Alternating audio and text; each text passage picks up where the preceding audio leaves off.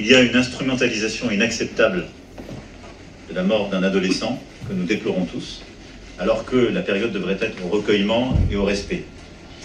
Et donc face à cela, je condamne avec la plus grande fermeté toutes celles et ceux qui utilisent cette situation et ce moment pour essayer de créer le désordre et d'attaquer nos institutions. Ils portent une responsabilité de fait accablante. Et je condamne avec la plus grande fermeté, nous la condamnons tous, ces violences pures et injustifiables qui n'ont aucune légitimité. Face à cela, la réponse sur l'ensemble du territoire a été réactive et adaptée. Et je vous en félicite. Et j'en félicite tous ceux qui, avec beaucoup de courage et de sang-froid, l'ont conduit durant les dernières heures et les derniers jours. Madame la Première ministre, cet après-midi, prendra une série de dispositions afin d'organiser la réponse interministérielle. Le ministre de l'Intérieur aura à mobiliser des moyens supplémentaires.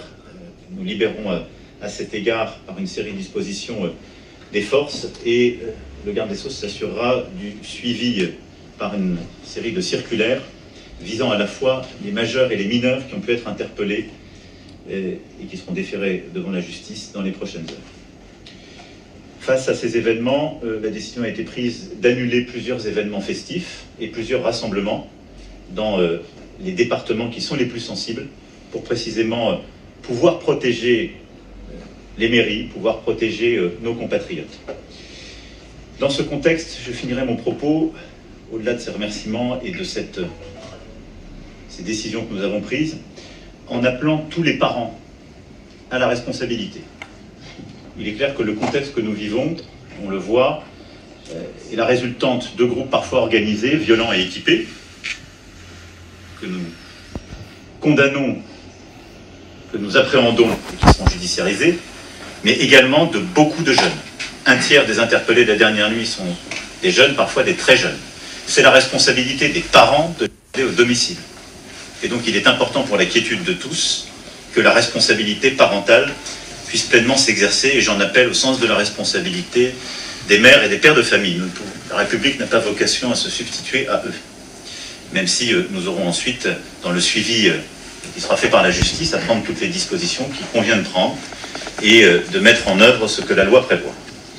Enfin, les plateformes et les réseaux sociaux jouent un rôle considérable dans les mouvements des derniers jours. Nous avons vu sur plusieurs d'entre elles, Snapchat, TikTok et plusieurs autres, à la fois l'organisation de rassemblements violents se faire, mais une forme de mimétisme de la violence. Ce qui, chez les plus jeunes, conduit à une forme de sortie du réel. Et on a le sentiment parfois que certains d'entre eux vivent dans la rue les jeux vidéo qui les ont intoxiqués. Là aussi, la loi a prévu, compris ces derniers mois, des changements et l'exercice d'un contrôle parental qui convient de faire pleinement respecter. Mais nous prendrons dans les prochaines heures, et nous avons commencé à l'organiser, plusieurs dispositions. D'abord, en lien avec ces plateformes, d'organiser le retrait des contenus les plus sensibles. Et donc, les services de l'État s'organiseront en lien avec ces plateformes pour pouvoir obtenir une réponse effective. Et j'attends de ces plateformes l'esprit de responsabilité.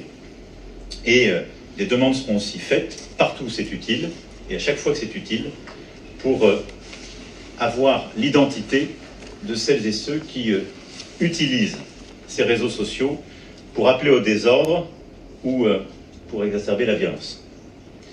Voilà ce que je voulais dire à l'issue de cette cellule de crise. Elle se réunira autant que nécessaire et sous l'autorité de la Première ministre. Les décisions prises aujourd'hui seront déclinées dans les prochaines heures.